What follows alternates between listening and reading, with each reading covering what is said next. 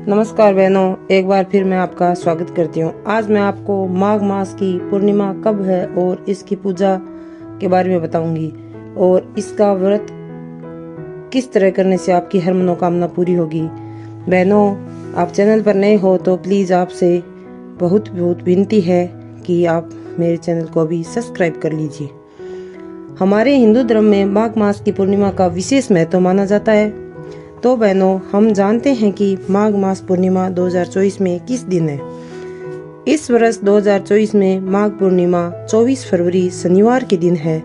माघ पूर्णिमा तिथि प्रारंभ होगी 23 फरवरी शुक्रवार को दोपहर में 3:30 बजे से और यह तिथि समाप्त होगी 24 फरवरी शनिवार को शाम 6 बजे। और देखिए बहनों, इस बार 2 दिन तक माघ पूर्णिमा रहने वाली है, लेकिन 23 फरवरी को जो पूर्णिमा तिथि है वह दोपहर के बाद से ही प्रारंभ होगी।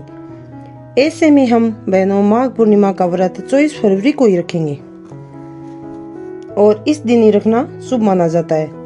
वह बहनों, इस दिन जो चंद्रोदय का समय शाम 6:30 बजे रहेगा और माघ पूर्णिमा का मुहूर्त भले ही 6 बजे तक हो, लेकिन बहनों हमें पूजा 6:30 के बाद करके अपना उपवास कभी भी खोल सकते हैं। इस दिन श्री सत्यनारायण भगवान का व्रत भी रखा जाता है और माघ पूर्णिमा के दिन भगवान श्री हरि माँ लक्ष्मी जी की व भगवान शिव परिवार और सत्यनारायण भगवान के साथ ही चंद्र देवता की पूजा करनी चाहिए और पूर्णिमा के दिन पितरों के निमित्त जल का तर्पण करना चाहिए।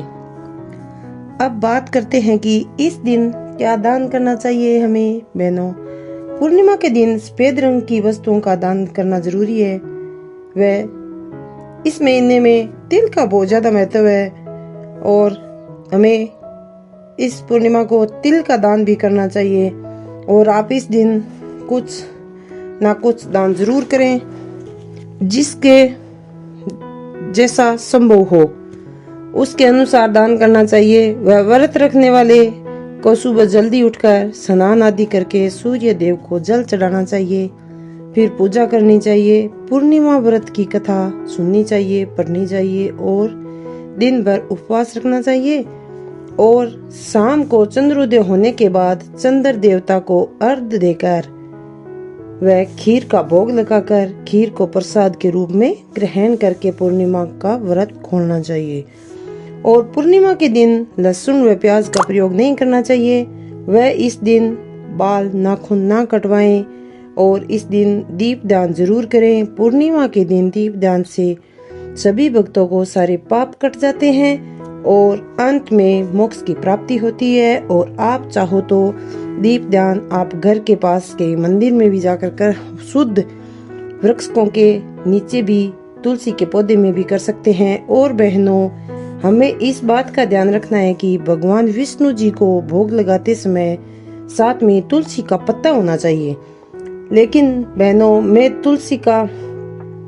तुलसी का पत्ता पूर्णिमा के दिन नहीं तोड़ना है, उससे पहले तोड़ के रख लेना है और इसी पूर्णिमा के व्रत के बाद से ही फाल्गुन मास की शुरुआत हो जाती है।